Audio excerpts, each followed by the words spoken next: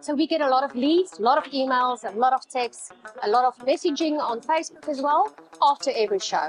And that converts into sales for us. I would say roughly the first month after every show, we are extremely busy. Thousands of people in one place. So what we may take from other media channels and costs related to it, although it's a big outlay and a big investment, we get direct results from that. So the conversion rates and sales order value is a lot better than other avenues. Whether it's a big day of sales at the day, we actually get more, way more, like say for the next month afterwards. On average, they're generating between 40 to 80 leads out of the show, solidly, because you get to speak with majority of the people.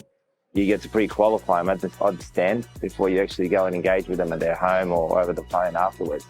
So half of the job is already done. Over a weekend, the amount of emails and stuff we get back can range anything from a few hundred up to 1,000 or so.